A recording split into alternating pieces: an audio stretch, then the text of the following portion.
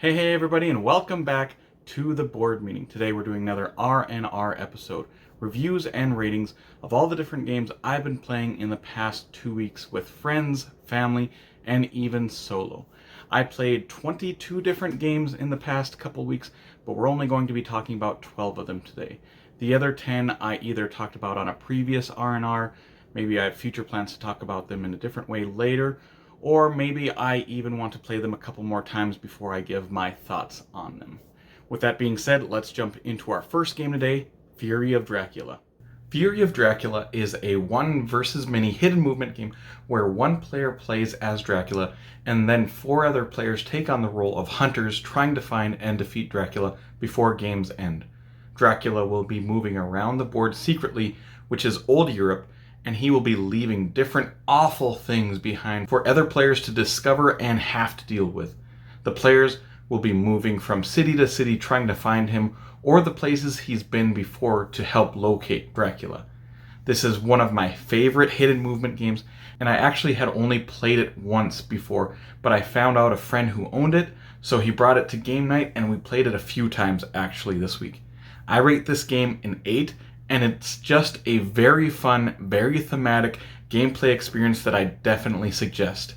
On to the next game, Ticket to Ride Amsterdam. Ticket to Ride Amsterdam is another one of these small Ticket to Ride games that they have been coming out with in recent years. It plays the exact same way as the original Ticket to Ride game with some very, very minor tweaks, but it plays in 1/3 of the time. So if you like Ticket to Ride but think it runs a bit long, try out this version or any of the other smaller Ticket to Ride versions. I'll give this game a 6 just because I'm getting pretty bored with almost the exact same game being released but just a new map on top of it. It's a fine game. It is just getting too repetitive with these smaller versions for me to keep trying them. Moving on to the next game, Clank, a deck building adventure. Clank is a deck building game that has players moving around a board combined with a push your luck element in the game. You'll be trying to move around the underground layer of a dragon, collecting gold, artifacts, and other valuable items. But you must try to do this quietly, or you will make Clank. Occasionally the dragon will attack the group, and how you determine who the dragon hits is by putting all of the Clank people have made into this bag and pulling a certain number of random ones out. And if it is your cube, the dragon hits you, and all players only have 10 hit points to give. So you want to move around, collecting up points, and get out of the lair before you die. And you will be deck building this whole time, which will determine how you will be moving around and collecting points throughout the game. This game is just a really clean game mechanically, and quite streamlined where it is easy to teach. I love this game, giving it a 9, and it is still to this day one of my favorite deck builders. Moving on to the latest expansion for Marvel Champions now, with Venom. I got Venom, who is the newest Marvel Champions hero, to the table this week. Venom really concentrates on his upgrades and weapons. He can have one more restricted card in play than other characters, plus he has a few cards in his deck that ups that even more. He also can take 1 damage to generate another resource as Venom. His deck, as you would expect, is stock full of different awesome weapons and upgrade cards. He is a pretty versatile character as well, with a few cards that will stun or confuse the enemy, as well as dealing with threat and dealing out some pretty good damage. So far I have had a blast playing as Venom and would rate him an 8.5. To me, Venom feels like a better, more flexible version of Rocket that was released just a few months back. I will be removing and adding some to his basic deck cards to get a few more allies to go with him, along with getting rid of some of the cards I don't think that are that great. But overall, it is a really nice character and deck. Moving on to Xenoshyft Dreadmire. Xenoshyft is a cooperative deck building tower defense game. Players work together as a higher defense of a base. You have to survive 9 rounds of these big waves of freakishly strong monsters trying to make it through your defenses and put damage onto your base. If the monsters bring your base's health down to 0, you lose.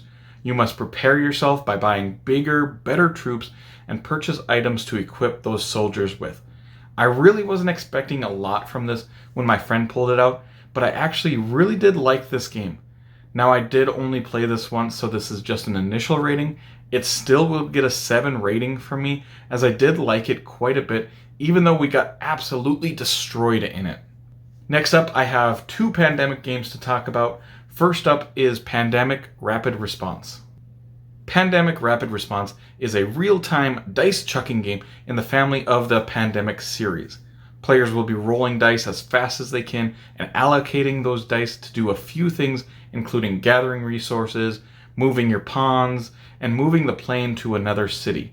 Players will be trying to gather up the right resources that need to be dropped off in certain cities. And while you are trying to do this, a sand timer will be going. If that sand timer runs out, you lose a time token, and you will lose the entire game when you run out of these timer tokens. You will also lose if you move too far along the waste track. You win if you deliver all the resources to all of the different cities.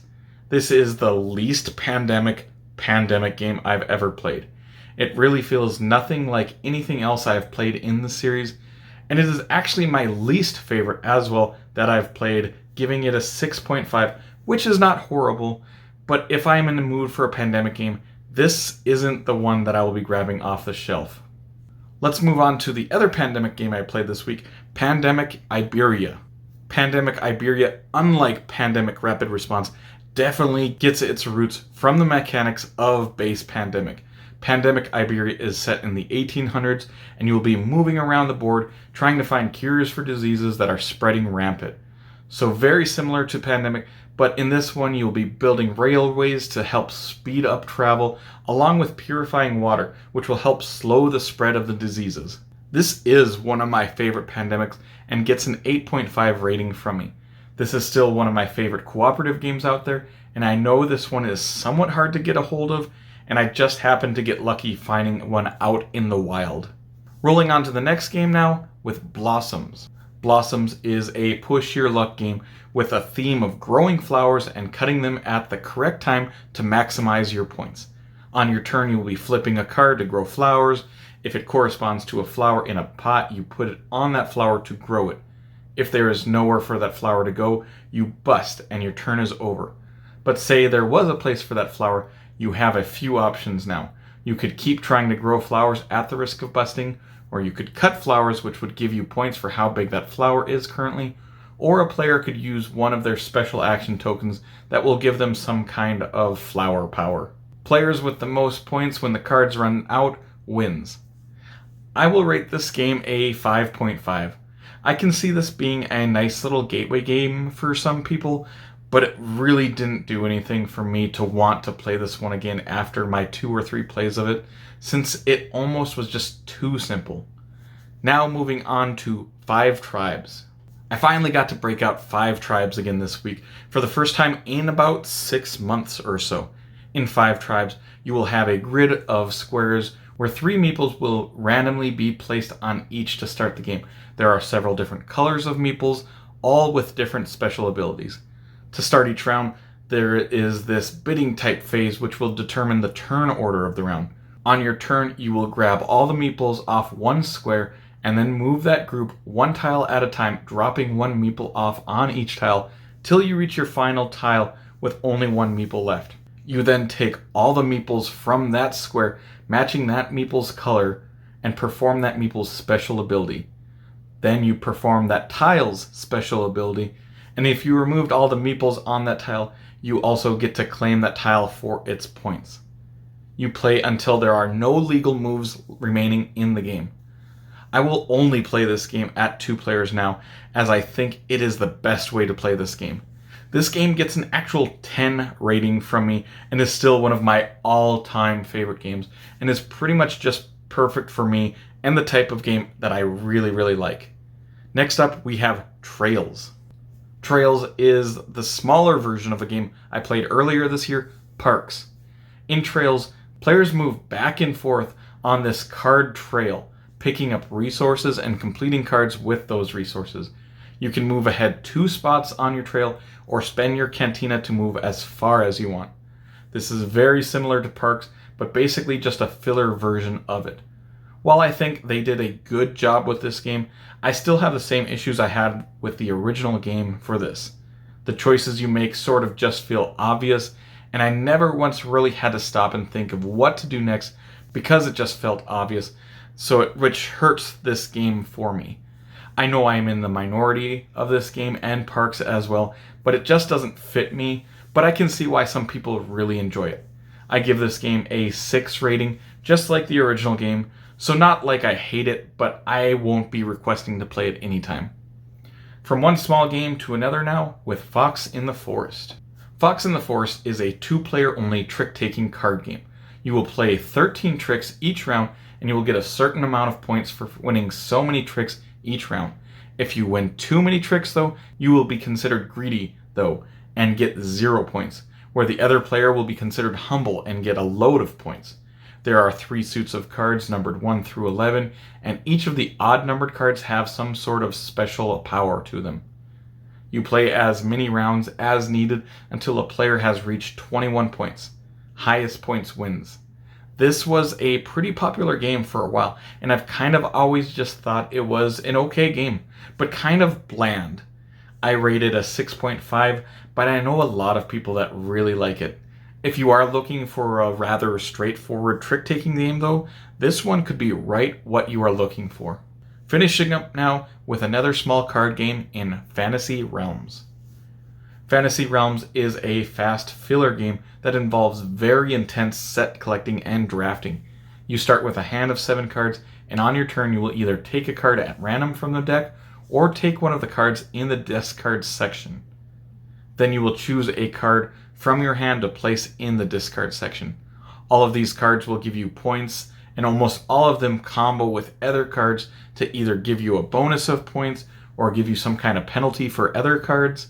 As soon as the discard section has 10 cards in it, the game is over, and all players count up all the points on their cards. I am giving this game an 8 rating, which is pretty high for such a small filler game. But what this game did with a small deck of cards is really impressive to me, and I was really happy to finally be able to get a copy of this game. And that will wrap up this R&R episode. Have you guys played some of these games I talked about today? And if you did, what did you guys think of some of them? What was your favorite? What was your least favorite? Did your taste kind of line up with mine, or did you have a different take on them? Either way is perfectly acceptable. And yeah, either way, if you did like this video, make sure to like and subscribe to see more weekly content from me, Shane, at the board meeting in the future. I hope you all have an amazing day. Take care, everyone.